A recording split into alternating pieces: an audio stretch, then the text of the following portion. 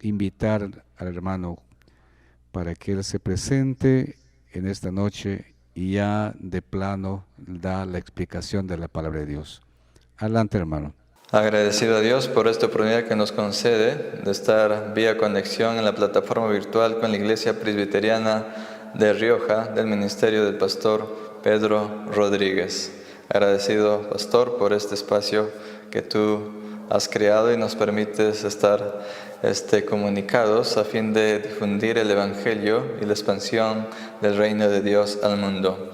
Mi nombre es Julio Roncal Reico, conferencista en todo lo que es tratados de escatología o profecías desde la perspectiva reformada, no desde la perspectiva dispensacionalista. Y bueno, en esta ocasión tenemos un nuevo desafío que estaremos tratando la autenticidad de las Escrituras. Romanos capítulo 7, versículo 12.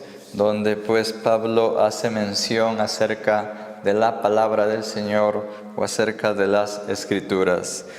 Y nos dice el versículo 12, de manera que la ley a la verdad es santa y el mandamiento santo, justo y bueno. Una de las características que Pablo está definiendo aquí en el libro de Romanos es que la palabra de Dios en su naturaleza es santa. Es un libro con una característica distintiva que lo define, ¿qué cosa? Por su santidad. ¿Y por qué lo define como algo apartado o dedicado, como algo que se distingue de otras fuentes? Justamente porque su autor es santo. En esta parte, pues, esclareciendo que la palabra de Dios es santa porque Dios es santo y Dios, ¿qué cosa? Es la autoridad absoluta de todas las cosas, de toda verdad. De Él nacen o se enmienda todos los conocimientos acerca de la búsqueda de que el hombre anda buscando esa verdad, pues se encuentran inmiscuidas en el Hijo de Dios. Y ha sido ¿qué cosa? Que se ha dado a conocer por medio de su palabra. Y en esta ocasión pues estamos haciendo este viaje en las Escrituras a fin de conocer las grandezas del carácter de ese Dios santo. La palabra Escritura en el principio inicial no se usaba pues en el Nuevo Testamento, porque todavía para los días de Pablo no existía el Nuevo Testamento, ni para los días de Jesús, sino que solamente estaba conformado por el Antiguo Testamento, que donde mayormente los autores pues utilizaron el término escritura cuando se referían a algún tratado acerca del cumplimiento de las Escrituras. Y para esclarecer este aspecto, por ejemplo, podemos ver en el Evangelio de Lucas, capítulo 24, versículo 44, nos menciona algo interesante cuando Jesucristo con los discípulos estaban de camino, de camino a Emaús, y sucedió un suceso que Jesús se les aparece y les manifiesta el cumplimiento de las Escrituras en él. Y miren lo que nos dice el versículo 44. Evangelio de Lucas, capítulo 24, versículo 44. Y les dijo, estas son las palabras que os hablé estando aún con vosotros, que tenían que cumplirse todas las cosas que habían sido escritas acerca de mí en la ley de Moisés y en los profetas y en los salmos. El Antiguo Testamento vemos que estaba dividido en 3 secciones, acá lo describe Jesucristo. Uno es el Pentateuco, los primeros 5 libros de la ley acerca de Moisés, luego los profetas, y tercero está mencionando los salmos, que representa ¿qué cosa? También las Escrituras, que también está enfocado al libro de Proverbios, libro de Eclesiastés, o sea, los otros escritos que no tienen nada que ver con el asunto de los profetas. Entonces todo eso también se lo conforma con los salmos a las escrituras. Todos estos tres conjuntos conforman, ¿qué cosa? La totalidad de la palabra a lo que Pablo le llama santa, y que el mandamiento es santo. Enfocándonos estas perspectivas, entendiendo que Jesús hace enfoque acerca de ello y acerca del cumplimiento de las Escrituras, en que hay algunos autores que sostienen de que muy posible Jesús usó la Septuaginta. La Septuaginta es una de las Biblias realizadas 250 años antes de Cristo. 250 años antes de Cristo, que es la traducción de la Septuaginta, traducida pues por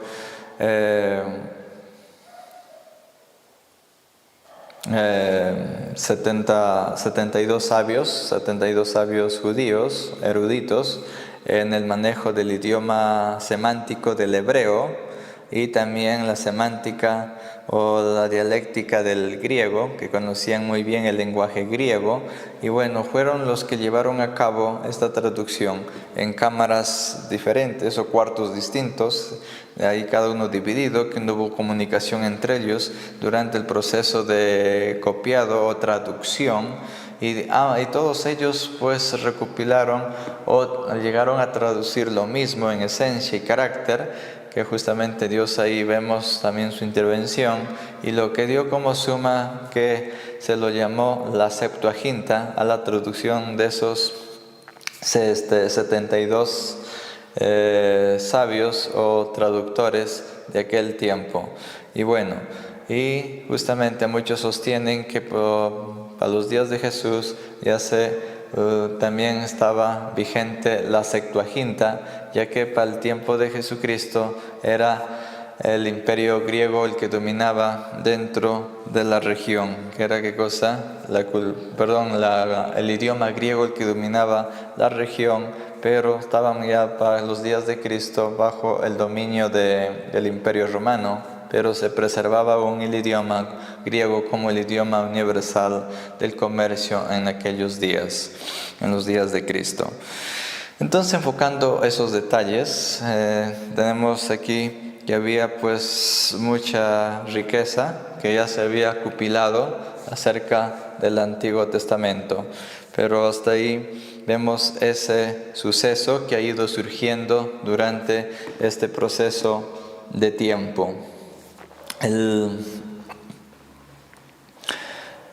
libro de Romanos, el capítulo 4, versículo 3, Pablo también cita cuando habla acerca de la fe de Abraham.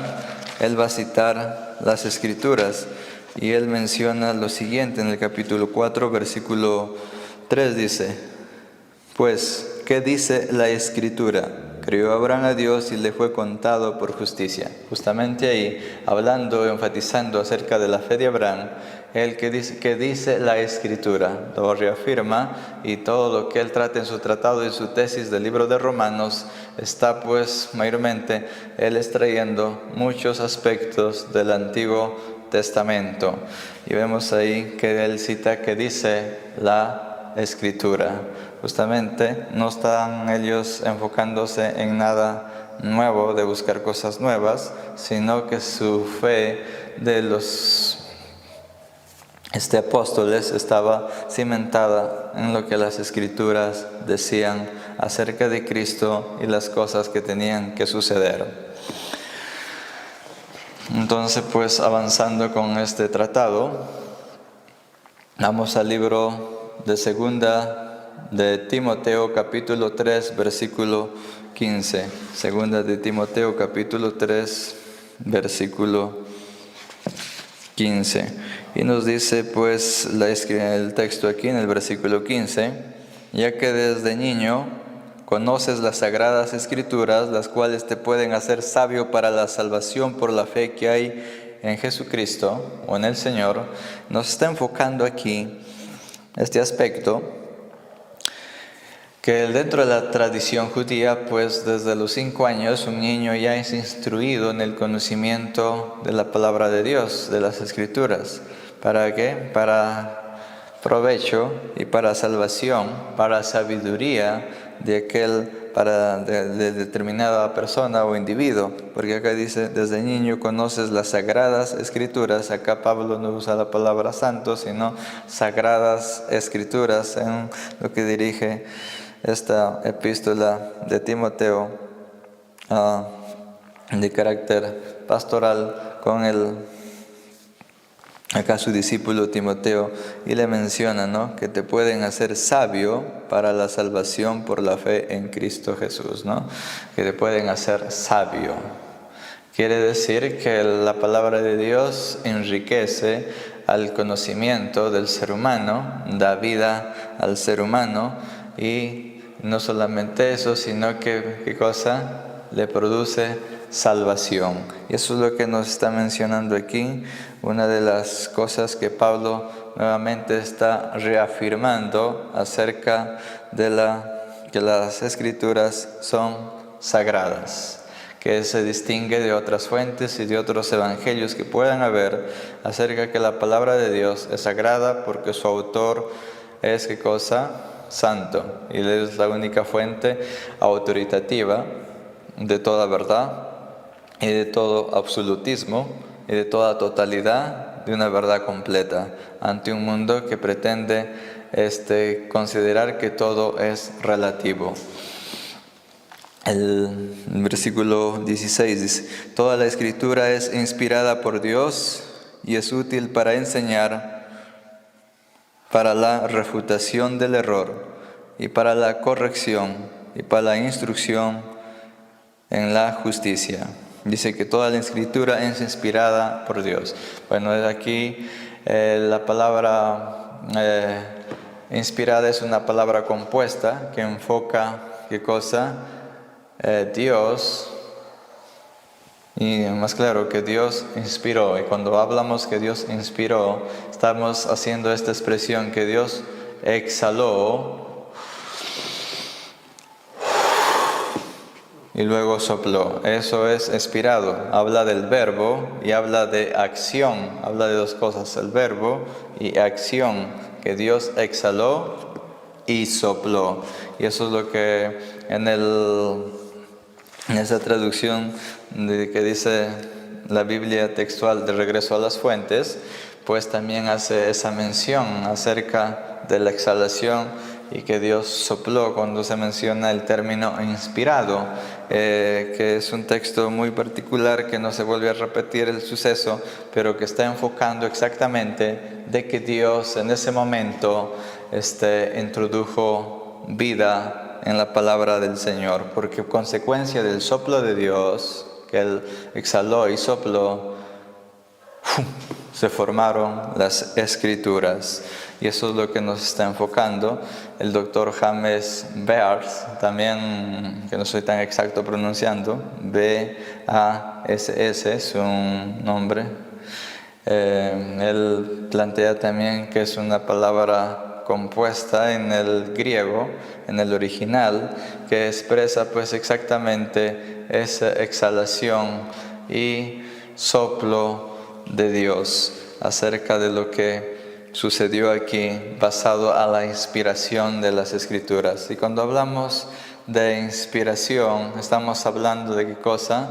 De que la palabra de Dios fue guiada, movida o supervisada por Dios mismo para que los autores escribieran en esencia el carácter y naturaleza de Dios, de lo que tenían que escribir, manifestar o decir.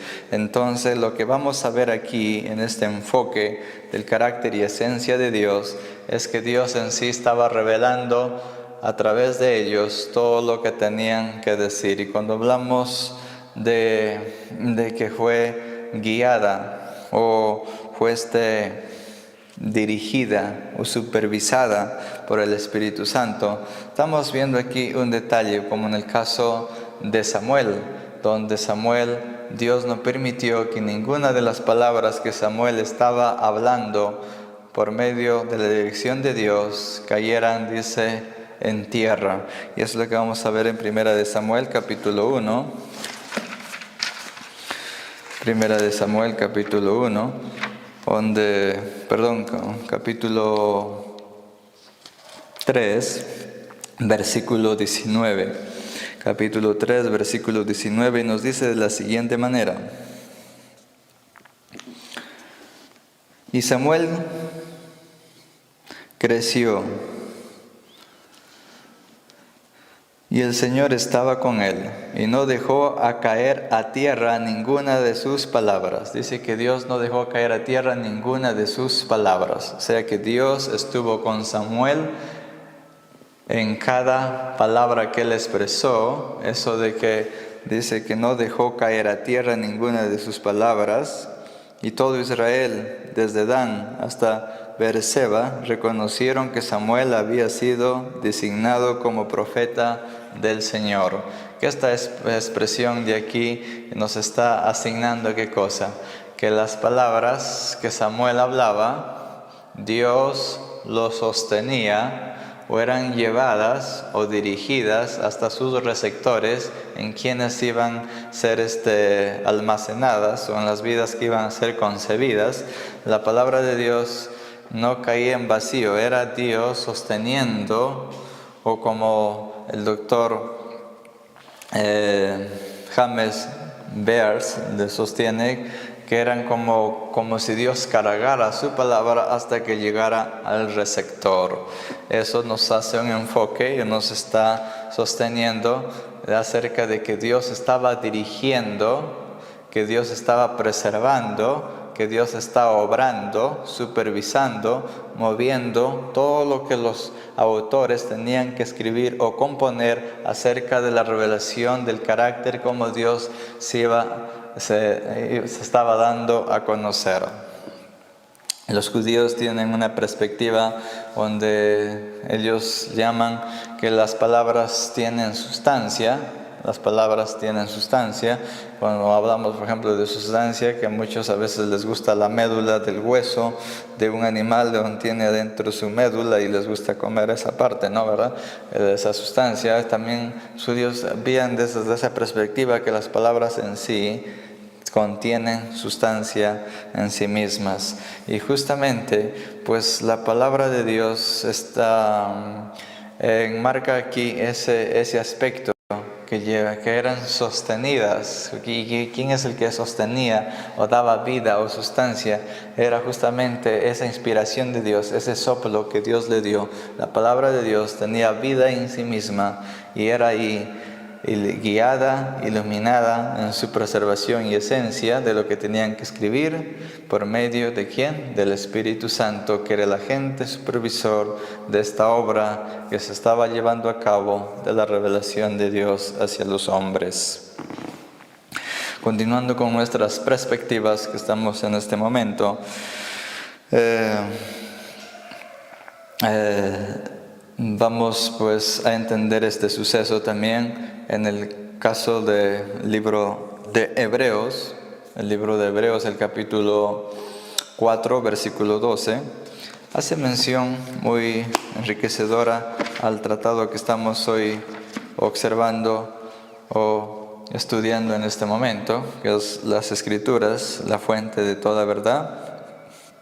Capítulo 4, versículo 12, y nos dice de la siguiente manera: porque la palabra de Dios es viva y eficaz, y más cortante que toda espada de dos filos, que penetra hasta dividir el alma, el espíritu, y hasta las coyunturas, y los sentimientos, y las intenciones del corazón.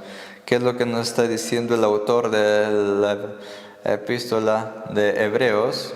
Nos está mencionando que la palabra de Dios es viva, porque el autor de la epístola de Hebreos dice que la palabra de Dios es viva, justamente porque Dios exhaló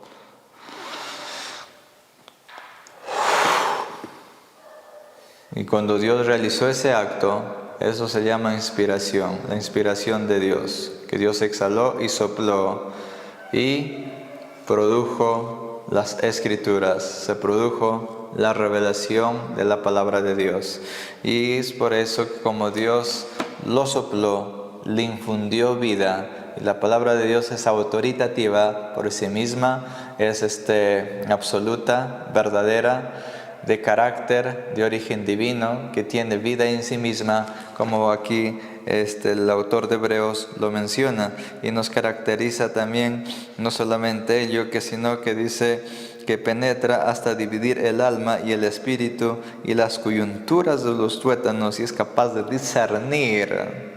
discernir los pensamientos y las intenciones del corazón. ¿Por qué discierne los pensamientos y las intenciones del corazón? Porque la palabra de Dios tiene vida propia en sí misma. No es un libro más como los otros libros que usted ha leído, que haya leído de tantos libros, de tantos autores que se hayan escrito, como hubo los escritos de Platón, de Sócrates y otros hombres que sus discípulos escribieron acerca de ellos, pero ninguna de esas fuentes, ni las obras de la República, ninguna de esas fuentes son fuentes autoritativas y que tengan vida en sí misma, porque nunca fueron por inspiración de carácter divino, solamente fueron por inspiración de carácter humano. La diferencia de las Escrituras, que tiene, ¿qué cosa? Naturaleza divina y tiene vida en sí mismas, en sí misma.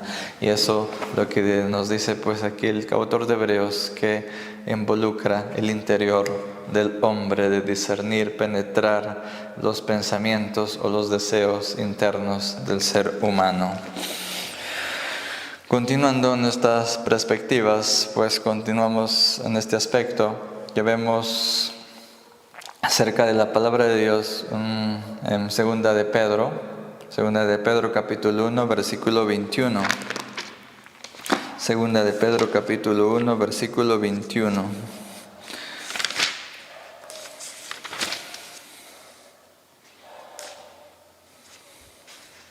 Y nos dice el versículo 21, porque la profecía nunca fue traída por voluntad humana, sino que los hombres hablaron por parte de Dios, siendo guiados por el Espíritu Santo.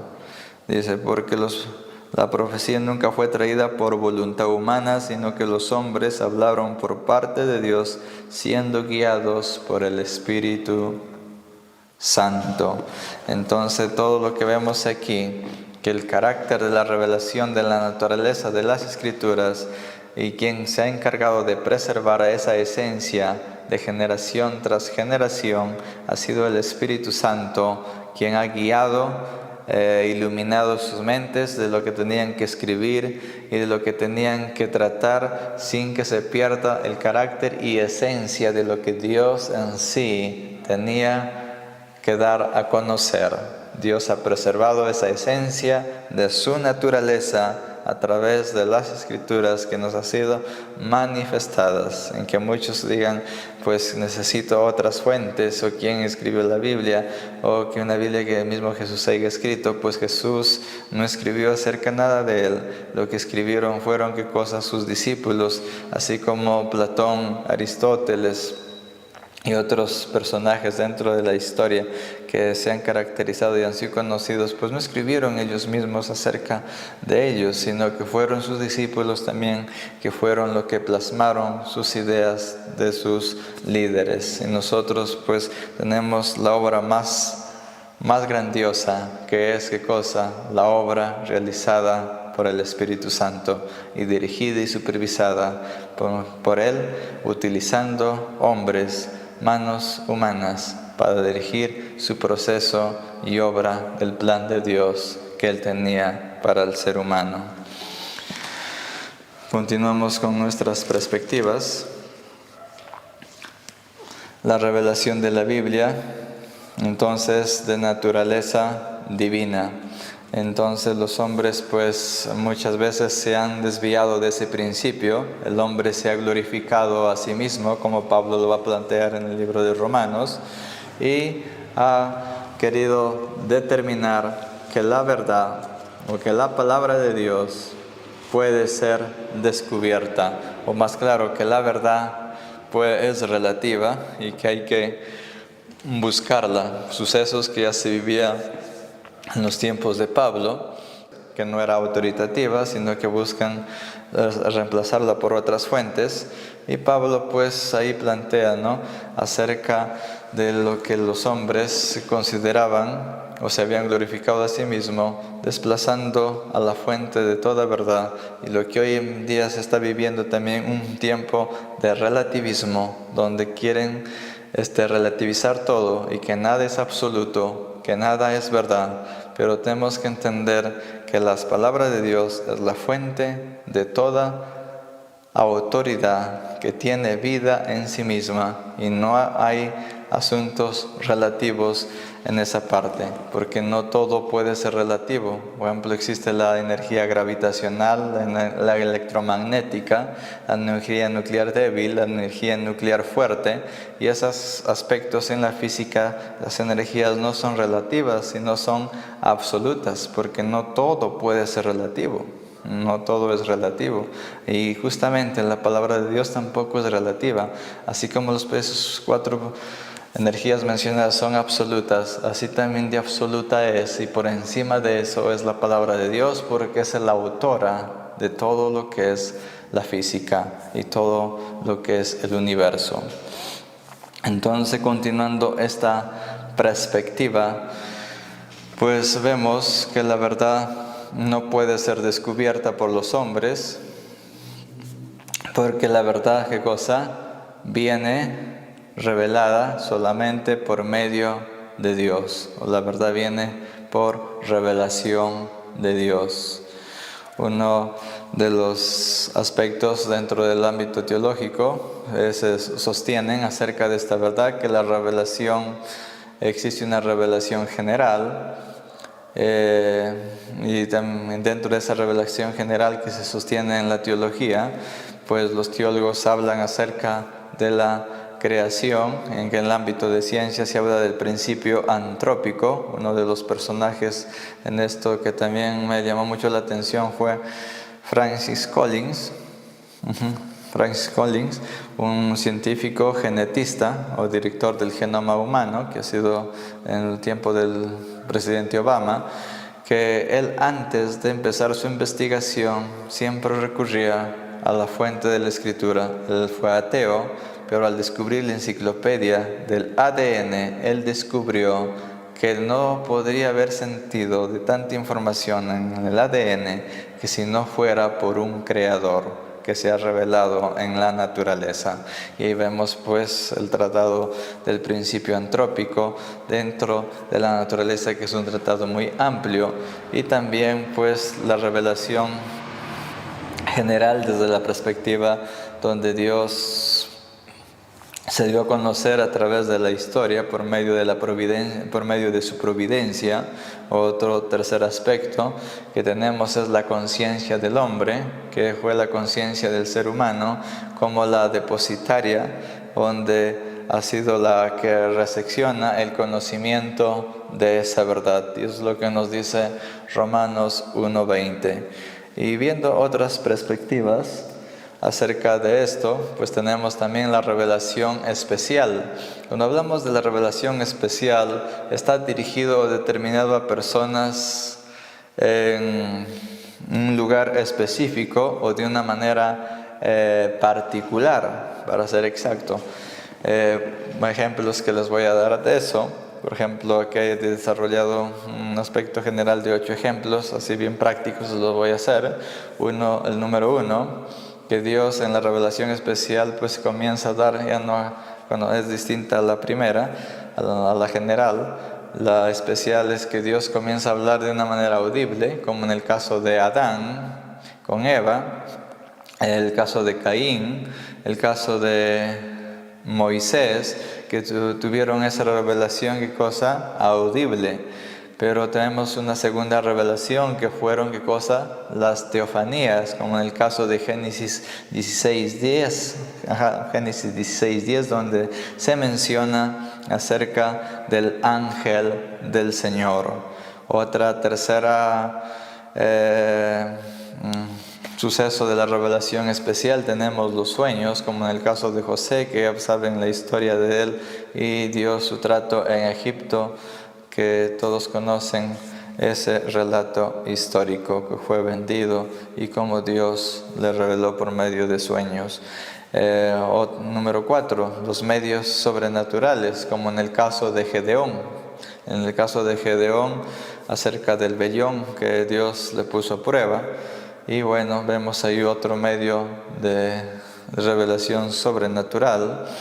El número 5, visiones, como en el caso de Isaías, donde Isaías describe un trono alto y sublime, donde estaba pues visualizando la gloria del Señor Jesucristo. El 6, la visita de ángeles, como en el caso de Daniel, capítulo 9. 7, profetas con un estándar de 100%, que más claro no había nada de error, eran 100% lo que ellos decían, al 100% absoluto. Profeta que fallaba no era profeta, sino que tenía que ser apedreado en un tiempo en que hoy todo el mundo se autodomina o se llama profeta. El 8, que considero el absoluto, porque ahí habla acerca de Cristo, en el libro de Hebreos, capítulo 1. El libro de Hebreos, capítulo 1, menciona lo siguiente: y habiendo Dios hablado en el tiempo antiguo de muchas veces y de muchas maneras a los padres por los profetas, en estos postreros días Dios nos habló por medio de el Hijo, a quien constituyó heredero de todas las cosas, por el cual también hizo el universo.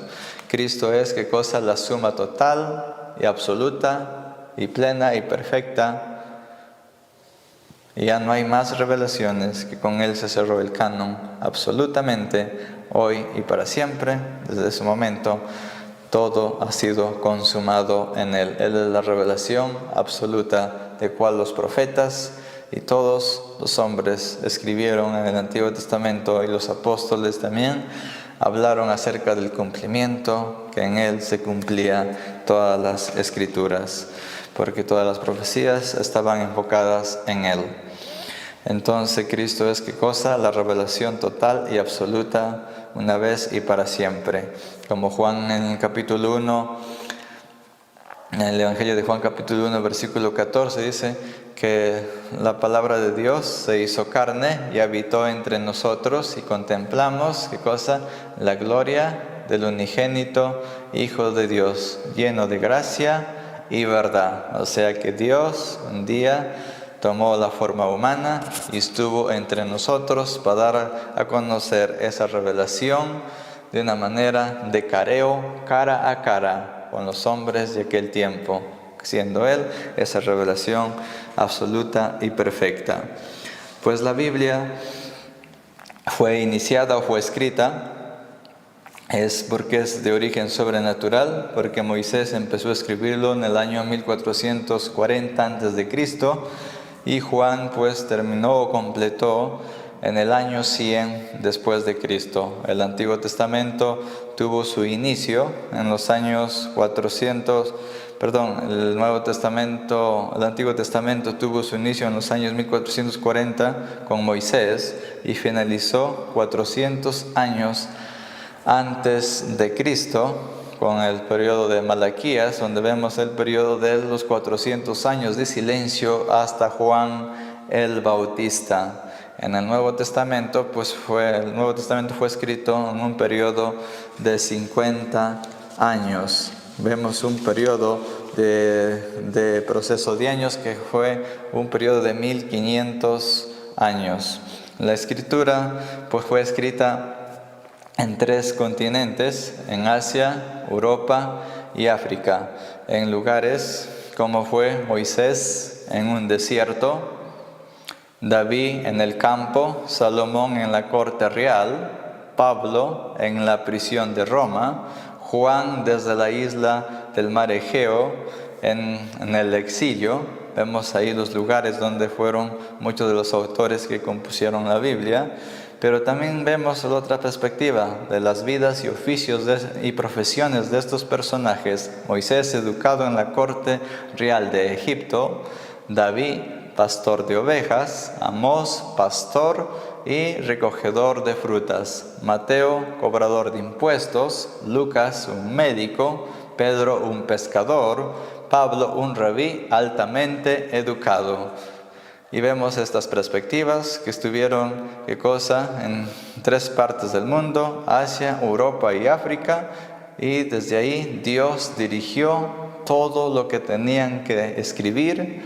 No hubo comunicación, no existió el Telegram, el WhatsApp y todos los medios de comunicación que hoy existen para ponerse de acuerdo, ya que tomó un periodo de 1500 años de historia en componerse las escrituras. Ninguno se comunicó con el otro, porque es ahí la obra más grandiosa que podemos contemplar, que el Espíritu Santo intervino en la composición de toda la riqueza que hoy tenemos, que es la fuente de vida eterna. Que es lo que Timoteo le dice, Timoteo menciona, ¿no?, que Dios inspiró las Escrituras. Y ese término inspirar es que Dios sopló y infundió vida en ellas para llevar a cabo la composición de la obra más grandiosa que el universo ha contemplado, que es, ¿qué cosa? La palabra del Señor. Bendiciones, mis queridos hermanos, en esta ocasión. Eso es lo que hoy les compartimos. Amén. Muy bien, gracias hermano Julio Roncal por esta exposición tan importante y valiosa tocante las bendiciones de la palabra de Dios. Y toda vez que en estos tiempos de tanta necesidad que tiene el mundo de la palabra de Dios, con tanta situación difícil, tanta apostasía, confusión que existe, es necesario enseñar las bendiciones, el valor o la validez de la palabra de Dios. Reitero el agradecimiento, hermano Julio, por este enlace que tuvimos desde Huánuco, y esperando de que sea otras oportunidades cuando estaremos exponiendo la palabra de Dios. Desde el Rioja y Huánuco, con todos ustedes, amados hermanos, será hasta otra oportunidad, si Dios lo permite. Nos vemos.